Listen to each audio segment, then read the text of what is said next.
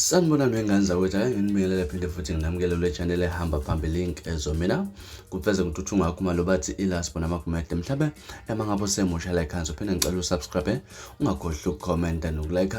kanjalo futhi nokushare kukhona ukukhulu kunakho konke. Wengane zakwethu ke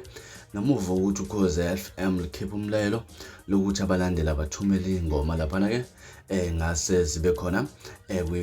top 10 yezingoma ezohlukanisa unyaka lapha noKhoze FM ukhipha ipost elithi ke ethumela ngeSMS igama elithi ingoma kulandela igama lomculi kanye neculo lakhe ku33665 lapha nasibonile lapha inkunzi malanga umculi amaskandi uKhuzani umfo wampungose efakile le post enxenxa abalandeli lapha ukuthi ke baphakamise yakhe ingoma lapha ayishaya ke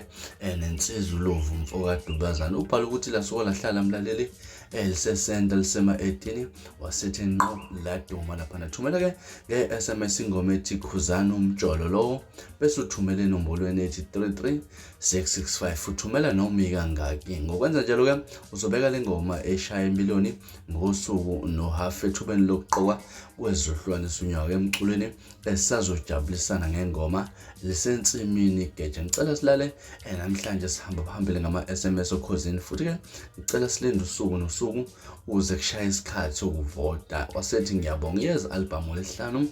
umjolo loyo bafethu ngoba abantu abaningi bamxaka kakhulu uKhuzani lapha ke ukuthi kungani ethumela ingoma yakhe ukuthi kwezi ingoma ezonke lapha ku top 10 igamask okanye ku top 10 uKhoze FM ekubeni ingoma yakhe ibanda ukuhlola iParis. Angazi ukuthi mina nganza ukuthi mhlawumbe luthini lwakhuvu uKhuzani mhlawumbe bekumele aphakamise ingoma ethi Paris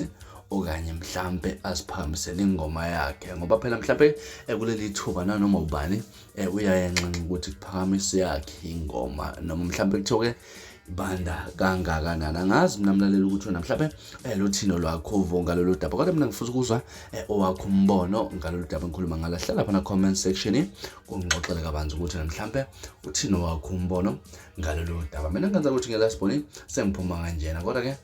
sengikushiya ngithembisa ukuthi futhi ngiyabuya nangesikhathi esilandelayo kwivideo elandelayo kwakho kusubscribe libe nosuku olumnandi ngithanda khona.